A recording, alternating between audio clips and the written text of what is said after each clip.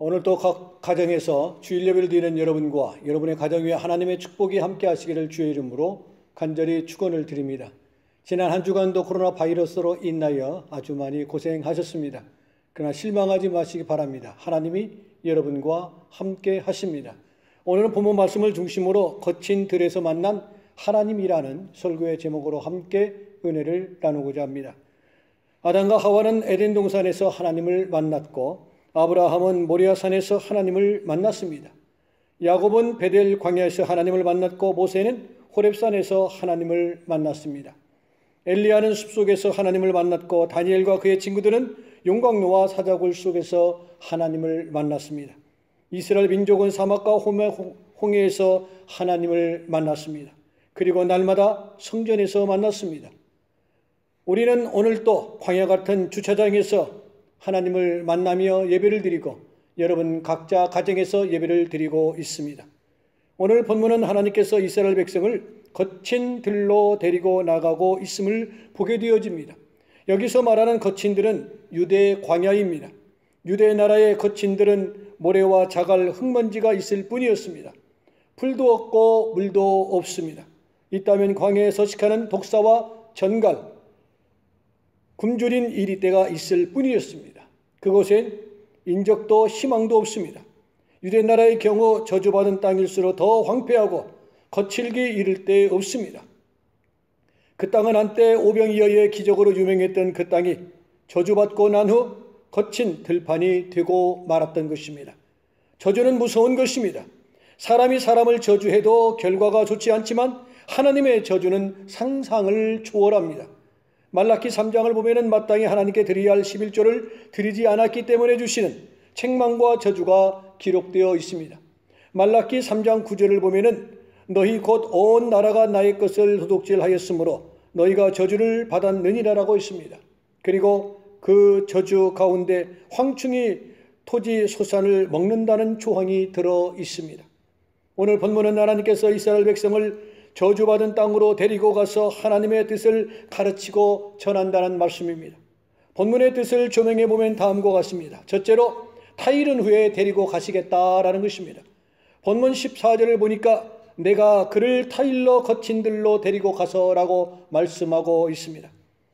호세아서의 특징은 하나님과 이스라엘 관계를 부부로 표현하고 있음을 보게 되어집니다. 이스라엘은 이방 우상의 꿈에 빠져 남편이 하나님을 떠났습니다. 그 결과 그들은 역사적 천덕꾸리가 되었고 버림받은 신세가 되었던 것입니다. 그럼에도 불구하고 하나님은 그들을 버리지 아니하시고 끝까지 사랑하신다는 것이 호세아서의 사상이요 그 특징인 것입니다. 하나님은 그들을 타일은 후에 거친 들로 데리고 가셨습니다. 여기서 타일렀다라는 말씀은 설득한다라는 말입니다. 이스라엘은 마귀의 꿈에 빠져 우상을 섬기는 악을 범했습니다. 그러나 하나님은 그들을 설득하여 거친 들로 데리고 가셨습니다. 악한 친구의 꿈에 빠져 술집을 전전하고 도박에 손을 대고 마약에 빠져 인생을 망치고 철장 신세를 지는 사람이 있습니다. 그런가 하면 친구의 꿈에 빠져 어느 날 교회에 발을 들여놓은 후에 예수님을 영접하고 새 생명을 얻고 감동적인 인생을 살아가는 사람도 있습니다. 그러므로 누구의 타이름을 받느냐, 누구의 설득을 받느냐, 누구의 꿰매 빠지느냐가 중요한 것입니다. 지금도 하나님은 우리를 설득하고 계십니다. 그 길로 가면 안 된다, 그 편에 서면 안 된다, 그걸 먹고 마시면 안 된다, 그걸 하면 안 된다, 그것을 따라가서는 안 된다라고 말씀합니다. 그리고 내게로 오라, 나를 따르라, 나와 함께 가자고 저와 여러분을 향하여 설득하고 계시는 하나님이십니다. 사랑하는 성도 여러분, 하나님의 설득에 귀를 기울이시기 바랍니다. 하나님의 인도를 따라 가실 수 있기를 희망합니다. 믿음이란 낱말의 뜻 가운데는 설득한다, 설득당한다라는 뜻이 들어있습니다. 하나님께 설득당합시다. 하나님의 거룩한 끔에 빠집시다. 그러나 유혹이나 죄에 빠짐에 넘어지지 않도록 삼가 조심하는 여러분이 되기를 축복합니다. 둘째로 거기서 위로하고 포도원을 주십니다. 본문 14, 15절에 보면은요 이렇게 말씀하고 있습니다. 거친 들로 데리고 가서 말로 위로하고 거기서 비로소 그의 포도원을 그에게 주었다라고 말씀하고 있습니다. 말로 위로하고 라는 말의 뜻은 마음에 대고 말하였다라는 뜻입니다. 그 당시 이스라엘은 자기의 잘못으로 인하여 저주를 받아 나라를 빼앗기고 땅은 거친 들이 되어버렸습니다. 그리고 누구도 저들을 위로하는 사람이 아무도 없었습니다. 위로는커녕 이웃 나라들은 이스라엘을 그 불행을 보면서 비웃고 조소하는가 하면은 더 불행해지기를 고대하고 있었다는 것입니다. 그러던 어느 날 하나님이 그들을 데리고 거친 들로 나가십니다. 그리고 거기서 그들에게 귀를 대고 말씀하시는 것이 아니라 마음에 대고 말씀하십니다. 힘내라, 내가 다시 너를 살려줄 테니, 새로 시작하라, 내가 도와줄 테니, 포기하지 말라, 내가 너와 함께 해줄 테니라고 말씀하십니다. 하나님은 고난의 골짜기를 희망의 문이 되게 하여 주셨음을 오늘 15절을 통하여 말씀하고 있습니다. 이사야 40장 1, 2절을 보면 이렇게 말씀합니다. 너희는 위로하라, 내 백성을 위로하라. 너희는 예루살렘의 마음에 닿도록 말하며 그에게 외치라고 말씀합니다. 그리고 고린도후서 1장 3절을 보면 자비의 아버지시여 모든 위로의 하나님이시라고 했고, 계속해서 4절을 보면은 우리의 모든 환난 중에서 우리를 위로하사 우리로 하여금 하나님께 받는 위로로서 모든 환난 중에 있는 자들을 능히 위로하게 하려 하심이니라고 말씀하고 있습니다. 여기서 위로라는 말은요, 가까이 곁에 있다라는 뜻입니다.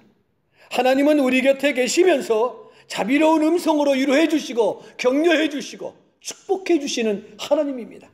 코로나 바이러스 가운데서도 하나님의 위로와 격려를 받는 여러분이 되기를 진정 축복합니다. 하나님이 데리고 가셨던 거친들은 이스라엘이 망신당하고 전쟁에 졌던 곳입니다. 실패했던 곳이 바로 거친 들판이었습니다. 그곳으로 데리고 가셔서 위로하시고 포도원을 주시겠다고 말씀하십니다. 포도원을 주신다는 것은 상징적인 표현입니다. 포도원은 이스라엘 나라의 상징입니다. 포도농사는 이스라엘의 주된 농업입니다. 그 포도원이 전쟁으로 망가지고 불에 타 버리셨는데 그것을 회복시켜 주신다는 것입니다. 한마디로 회복의 약속을 그들에게 말씀하여 주신 것입니다. 할렐루야가 아닐 수 없습니다. 소유란 적당한 것이 축복입니다. 너무 없어도 불행하고 너무 많아도 불행한 것입니다. 포도원을 주신다는 것은 반드시 필요한 주권과 삶의 조건을 회복시켜 주신다는 의미가 담겨져 있습니다. 우리에게 쓸데없는 짐이 너무나도 많이 있습니다. 그것은 죄의 짐, 수고의 짐, 염려의 짐 따위들입니다. 소유나 재산도 너무나 많으면 짐이 됩니다. 그래서 마태복음 11장 28절에 이렇게 말씀합니다. 수고하고 무거운 짐진 자들아 다 내게로 오라. 내가 너희를 쉬게 하리라고 말씀하여 주십니다. 그리고 요한복음 7장 37절과 38절에 더불어 이렇게 말씀하십니다.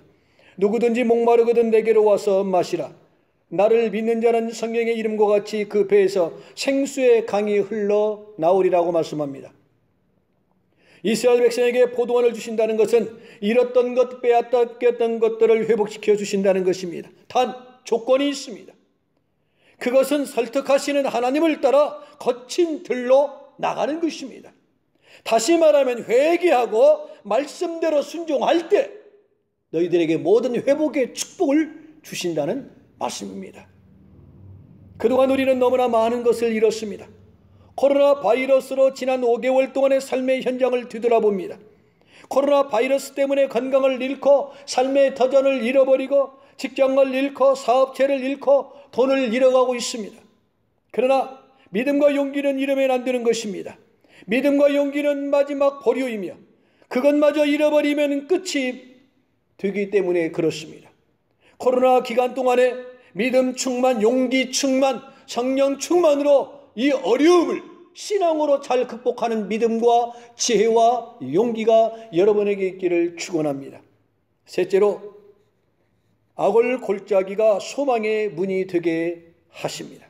본문 15절을 보면은요, 악을 골짜기로 소망의 문을 삼아 주시리라 말씀하고 있습니다. 악을 골짜기는 요단강 서편 여리고 위쪽에 위치하는 곳입니다. 이스라엘이 아이성 전투에서 패한 후 아간이라는 사람을 처형한 장소이기도 합니다. 일반적으로 악을 골짜기는 환난과 절망, 실패와 고통을 상징할 때 사용되어지는 말입니다. 거친 들에서 하나님을 만난 하나님, 그 하나님은 거칠고 황량한 골짜기를 소망의 문이 되게 해 주신다는 것입니다. 다시 말하면 이스라엘이 당면한 고통과 절망과 좌절과 패배를 희망의 문으로 삼으신다는 것입니다.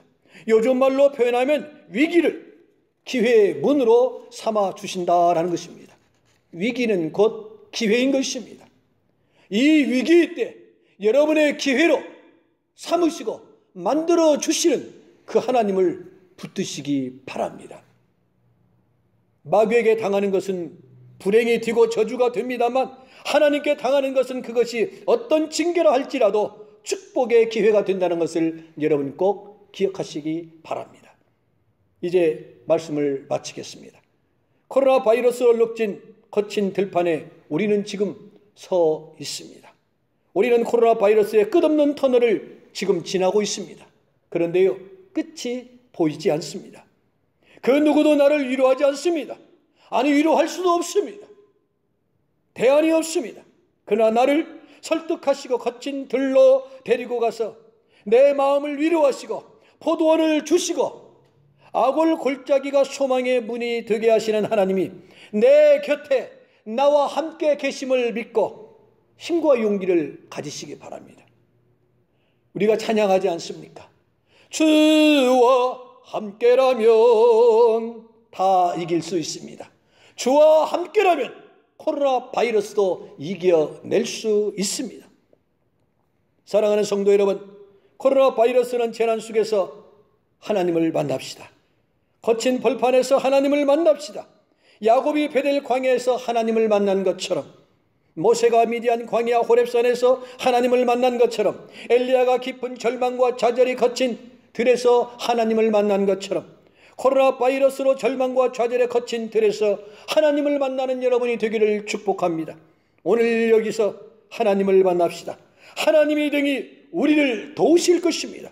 나의 힘이 되신 여호와 하나님으로 인하여 다시 걷고 다시 뛰고 다시 피상 올라가는 성도 여러분들이 되시기를 주님의 이름으로 간절히 축원을 드립니다. 기도하시겠습니다.